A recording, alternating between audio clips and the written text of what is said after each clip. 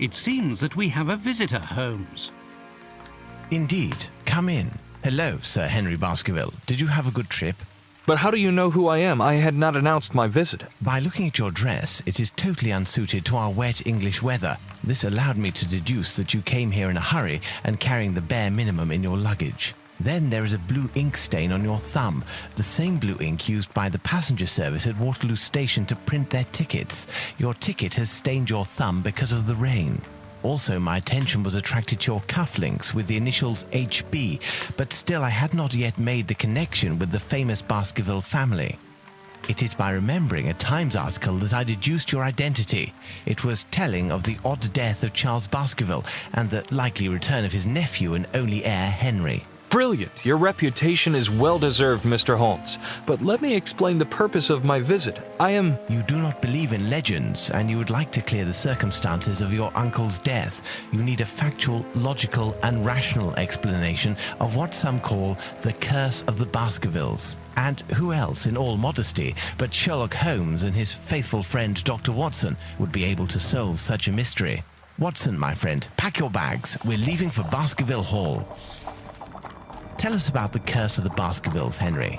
Its origin dates back to my ancestor, Hugo Baskerville. It is said he was a vile person who earned the wrath of the devil. After his death, all our ancestors seemed to come to bad ends at Baskerville Hall. At the scene of each death, there were always dog or wolf tracks, but gigantic.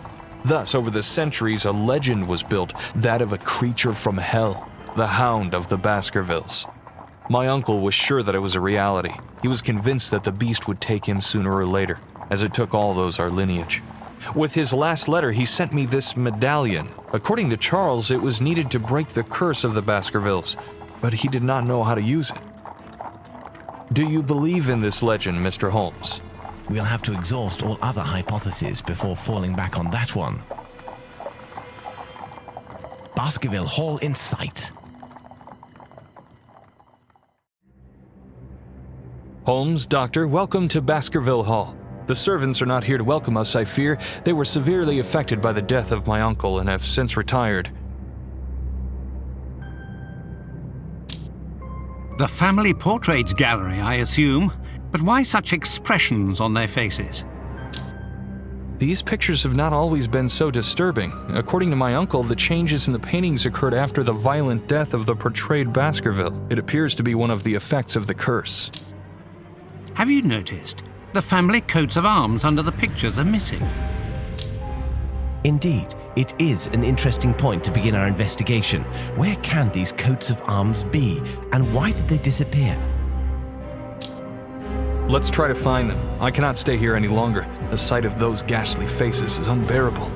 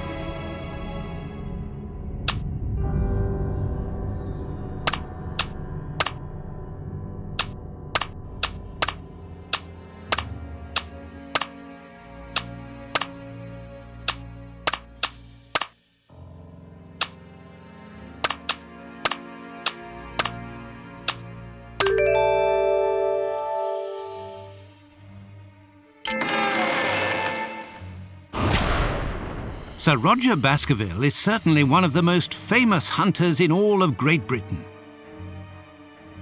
Indeed, Dr. Watson, my grandfather spent a large part of his life traveling the colonies of the Empire to stalk the largest predators in the world. Let us try to learn more about the tragic death of Sir Roger Baskerville. Such a distinguished hunter could not possibly have been killed by a simple dog.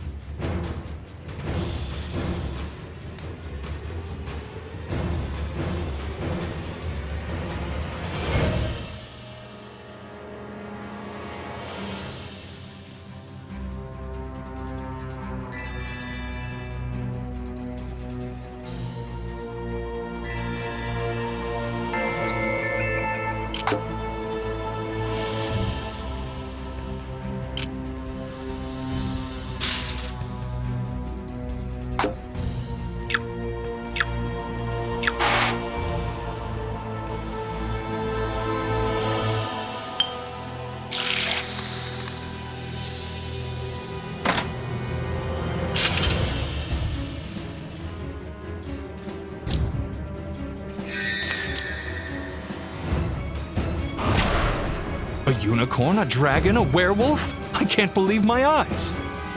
Don't let appearances fool you, Henry.